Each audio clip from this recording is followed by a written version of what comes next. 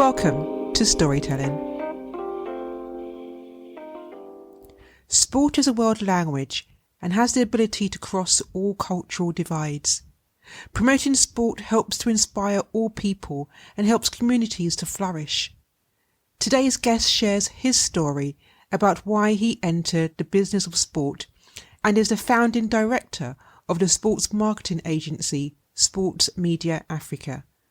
Please welcome Themba Ndlwna. Hello, Themba, and welcome to the podcast. Hello, Debbie. Thank you for inviting me. It's an honor to be here today. Thank you.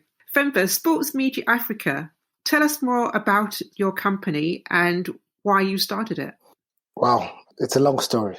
I think it goes back to, 2006, thereabout. I had just completed my first degree in IT, and I was going to a job in IT, and I was just looking for something that had meaning, that is going to be my life passion. I went into IT thinking that it was, but I soon realized after my internship that as much as I can see the value of IT, but it wasn't something that I thought I could do it for the rest of my life.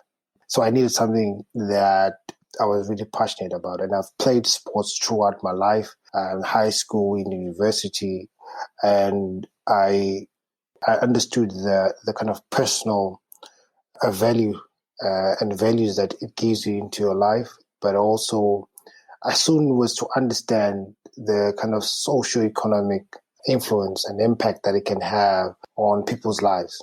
Coming from Africa, specifically from South Africa, I know the role sports played in our own liberation from an apartheid system, and how the sports boycott played its own role in the achievement of our own freedom. So I knew there's a power there, but I just wanted to know how it could be used to transform society and also turn around poor-ridden communities into prosperous communities. And I think one time I was having a chat with a friend of mine, and we stumbled across a report from a sports consultancy from New Zealand that was commissioned by the Singapore Sports Authority, something like that. And it was just outlining the role sports can play in Singapore in developing kind of social morale, health, and also the economy. And it had this, what I would call a mind map of the sports economy. And when I saw that mind map, I was like, whoa, I didn't know this was this big. That on its own, the sports is an economy with nutrition, IT, media, events, all sorts of things. I mean, I thought those things I kind of knew them, but I knew them from in silos. To see them as a collective and as a one economy was mind-blowing to me. And I said, yeah, this is what I need to pursue. And that's when the journey started for me in sports. I then kind of looked for more information about sports, and I got to, eventually I went to Berwick University, where I was I did a master's degree in sports business management and the economy for just over a year. And after that, I got a job in a sports media company that was specifically selling rights to the African sports market, which was a dream job to me at the time, because that's really what I wanted. And then I got to be exposed how powerful media is as a tool to distribute sports, but also to really engage the various masses across Africa. And then I worked there for about 5 years, and after that, I started Sports Media Africa. Really, when I started it really was about getting as much content as I can that is relevant or that is marketable in the African sports industry and sell it. That's really how it really started.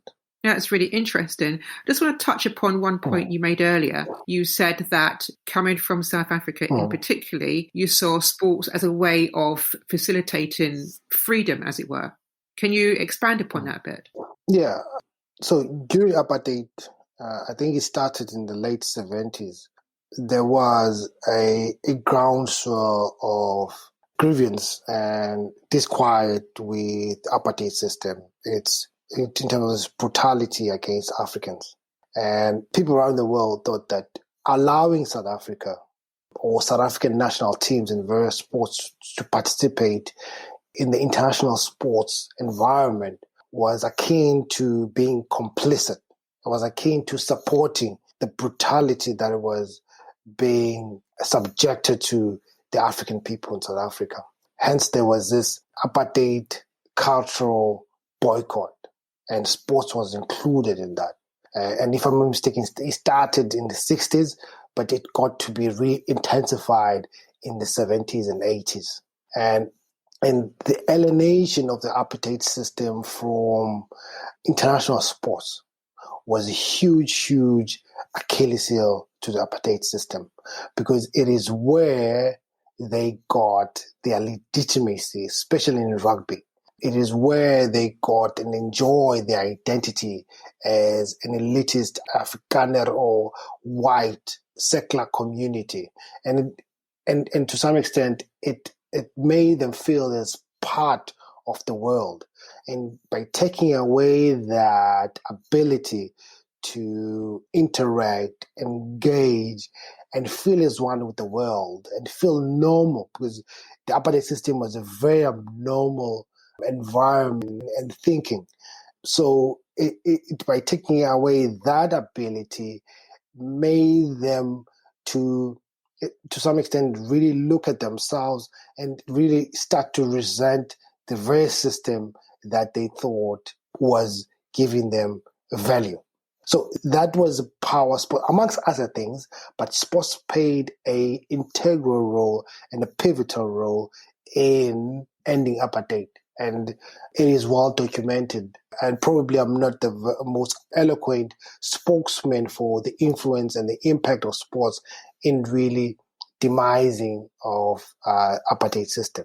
So you set up Sports Media Africa, and you went on to work with a number of sport media companies and federations. Can you expand on that? I mean, when I started for me, was like, listen, where can I get the content that could be marketable? Obviously, football content was easier sell than anything else, and is what was in demand and what was consumed across Africa. So my natural instincts was go get a football content and then sell it across Africa. So I was looking at production companies, I was looking at distribution companies, mainly here in Europe, and also looking at agencies that had partnerships with various federations across Europe.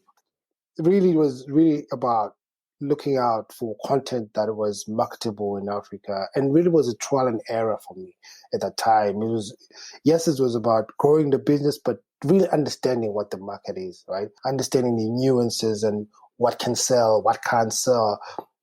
How do you sell this? How do you position it? How do you market it? But also looking at the African market, that is, how can you help with the federations? Well, I made various presentations that were, most of them unsuccessful, with federations across Africa. So from Botswana to Kenya to Nigeria to Senegal, in looking at how they could harness and maximize on their media rights and media assets. Looking mainly, the challenge in Africa, it still is even now, is the commercialization of their media rights. So federations and rights owners across Africa, some of them, and I'll say predominantly a vast majority of them, still don't have a framework or a model that they use to commercialize, to value their media assets. So my drive was to try to help them with that. So, I mean, we made presentations in Rwanda with their cycling tour that they have there. So, spoke to the federations, made presentations to the Kenyan Rugby Union, various federations across Africa, where we thought there was some traction with the assets that they have locally, but the ecosystem itself was not developed enough or lacked a few things to make them great products locally and make them great products to have the potential to have international traction.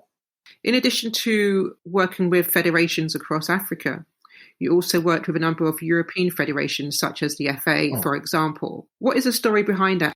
I've worked with the various media rights in Europe, so from the English Premier League, FA Cup, Serie A, La Liga rights, DFB rights, Bundesliga rights. We also did MLS in America, various rights. And I mean, I've spoken to federations in Brazil about the Brazilian rights. So I think if I can summarize what the general perception is from my side about the international rights going to Africa, is that because of the success of two factors, that is the English Premier League rights and also Super Sports, which is a huge sports platform across Africa.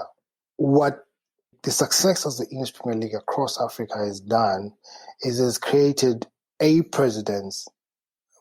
unrealistic precedence for the African sports market. What people see as a success of the English Premier League, which is an exception, they think is a general rule for Africa, which is not. Africa sports market is still in its infancy. And this is what we have been trying to educate federations with. I mean, these are the conversations we had with the Bundesliga when we were looking at acquiring the rights. This is a conversation we had with La Liga or Media Pro, which is an agency for La Liga, when we're looking at acquiring the rights or partnering with them. There is a general perception of African market, which has been set by the English Premier League, but it's not really the reality of what the African market is at the moment. What has been a major highlight for Sports Media Africa? Wow. I think surviving, still being here. I think it's a highlight, but I think for us is to be working with the people that we're working with across Africa, here in the UK and across Africa, is to have those partners on the ground as well. Those are things that really determine who we are. I think, yes, in terms of acquiring some rights and working with like FIFA rights, EPL rights, and all those things, they're good for us in terms of our reputation and brand. But I think what we're embarking on right now is a major highlight. So we have two, I think, great projects that we're working with in terms of Africa. So we have, obviously, the DFB Cup, which is the Premier German football tournament. That we have the exclusive rights for Sub-Saharan Africa for 3 years or 3 seasons. So has been a highlight. But I think our strategy, I think what we want to do for the next foreseeable future is that we assist in the development of African sports content or media portfolio. So we have 2 interesting projects right now, one in South Africa and one in Nigeria. The one in South Africa is called a Trifecta, which is a rugby talent identification TV series. So we're working with the South African Rugby Union to identify the next rugby superstars in South Africa. It was supposed to start this year, but we're going to be starting it next year. And we'll focus on a small region called the Border region, Border Rugby Union, where I come from. We started small there, but over the next 3 years or 4 years, we want to expand it and have national footprint and presence. So that's one. And we have another one in Nigeria, which is called King of Football Freestyle Africa, KOFA.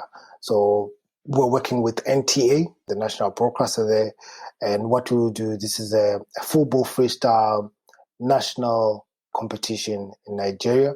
We will kind of go around the 36 states and select winners, and they will go into the regional finals, and we have 12 finalists who go into a kind of Big Brother style house for 3 weeks or 3 to 4 weeks, and an eventual winner will win the prize. I think those are the kind of projects that are very exciting to me because they are kind of novel and new projects combining the sports and entertainment part of it and bridging them into and really what we think are going to be great projects for us for the future.